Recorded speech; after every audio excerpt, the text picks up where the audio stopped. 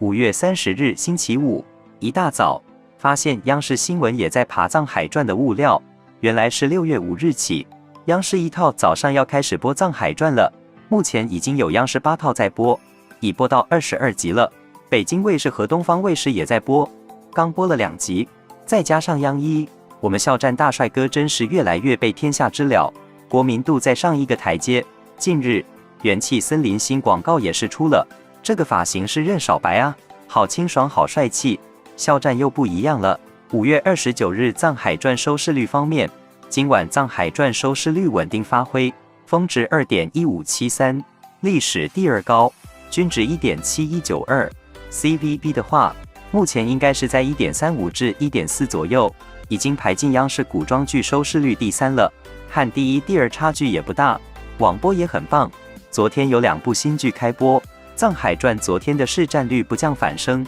单日播放量也是各统计 App 都创新高。这些数据其实没有哪个是绝对正确的，大家的样本不一样，统计手法不一样，只能互相做个参考。现在据说电视台更认成网收视，除酷云和 CVB 的另一个统计平台，因为成网只统计城市的收视情况，更容易变现。广告方面，优酷昨晚都被上黑热搜了，起因是有网友称优酷贪如庄大，指责其短视操作损害剧集声誉与演员商业价值，部分用户呼吁归还广告权益。庄大在剧中因贪腐遭反噬，观众警告优酷勿学庄大下场。网友还即兴创作讽刺说：“你笑什么？我笑优酷吃相太难看，我笑《藏海传》大爆剧这么精彩，被平台扯后腿，我要为剧集广告。”被摊成平台广告的广告商一大哭，为辛辛苦苦拍的剧情中插广告，变成平台广告的广告商一大哭。《藏海传》什么手脚都没动，就是优酷贪得无厌。这次看来，优酷确实欠妥，适当监督很有必要。把剧集广告挪成平台广告，6个剧集广告都是笑战代言的品牌，为了笑战和《藏海传》而来，优酷把它们都挪成平台广告，但平台广告不计入广告统计，不对立平台，但平台也不能太短视。说回《藏海传》，每晚都看得意犹未尽，有剧粉去考古笑战，才发现笑战在6年间，同一个位置被捅刀3次。《藏海传》里面庄大捅了藏海左父1刀，《陈情令》里面江澄和金陵分别捅了魏无羡2刀，也是左腹，所以笑战的腹肌不对称了。有剧粉笑称，都是训练有素的对手，捅了左腹的剧都爆了。对不起任少白，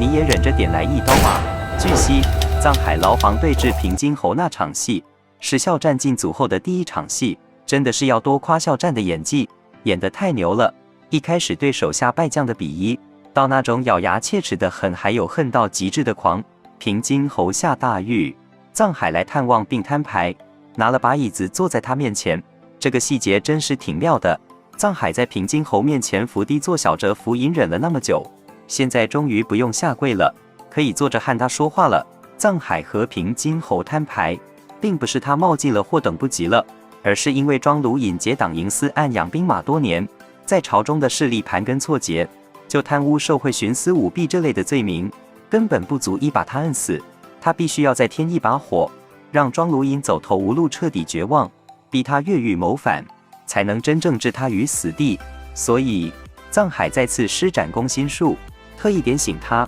皇上不会明着杀他，但会借助曹敬贤的手杀他。皇上要他死，他就不可能活。身为多年权臣，庄卢引不可能不明白这个道理。接下来的剧情注定会朝着藏海谋算的方向去发展呀。这段戏再次吹爆画面构图及光影色调，幽暗的牢狱中，一道道栅栏将藏海和他的仇人隔开，离得很近，又离得很远。一束光打在藏海身上，他的脸半明半暗，难以捉摸。清冷的身影，冷峻的面孔，眼神中闪过无数的情绪：轻蔑、冷笑、嘲讽、平静、坚毅、狠戾、仇恨，完全是电影大片质感呀。然后，片方昨晚释出的新海报信息量好大，赵炳文是鹰，但是面具人怎么在皇帝的帘子后面？这身份到底是谁啊？难道面具人是皇上的人，还是说就是皇上呢？所以我们猜了20几集的赵炳文，难道其实只是皇帝的代言人吗？确实，目前看，面具人的势力大到可以空手起一个小镇，直接渗透进曹公公的肠胃体系。施雷的武功也远高于曹公公的义子女，这都是赵秉文一个户部尚书很难做到的。且永荣王也有的执念，先皇死于鬼洗，皇帝自然也有，更是皇帝当初给香案图这个侄子经商自由的，没有皇帝的允许，赵秉文的女儿也没机会轻易接触侄子。回想当初的剧情梗概是，臧海在复仇后发现了更大的秘密，在平津侯、曹公公和第三人面前，都能称更大的也就只有皇室了。且不管是裘鬼喜背后的不死之师，还是更背后的长生，也符合帝王之欲。但特么的老逼灯，手握那么多资源，不能正经找吗？非逼着一个灭门的志同坐骑，真特么不是东西。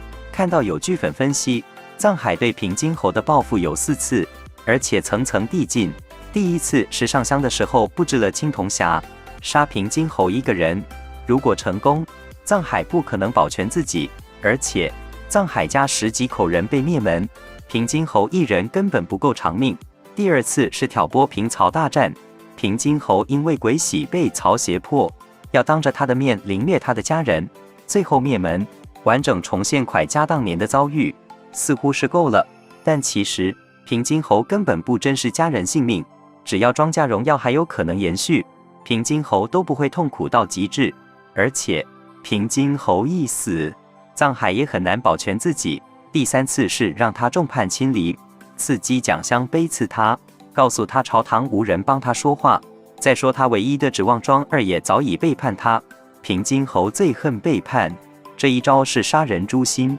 臧海可以保全，但还是有平津侯一死，他不能借力继续和曹公公斗的问题。第4次是策划逼平津侯造反，这一招最绝最狠。平津侯最重视的家族荣耀，以及千秋万代的荣光毁于一旦，几代终将成反贼，被史书记载，被万人唾骂。此时臧海也许还能立功，在朝堂上更进一步，可以继续向曹复仇，至此才是最完美的复仇。今天上午刷到抖音的统计数据了，抖音真的是一个非常下沉市场的地方，这里各个圈层的人都有，而且年龄跨度大，有着不同偏好，笑战抖音话题播放量、话题指数一骑绝尘。热门话题笑战臧海传，就连平津侯和庄二都在前10之内。臧海传这部剧是真大出圈了，传播范围超出想象，真就大家都上桌。有网友说，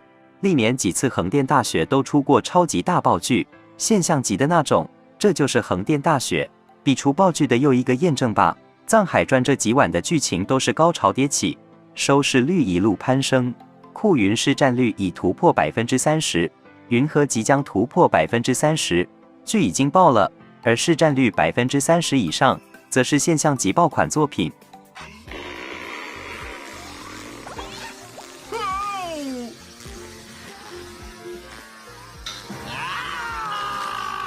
快乐就是，就像和那个什么差不多，快乐就像。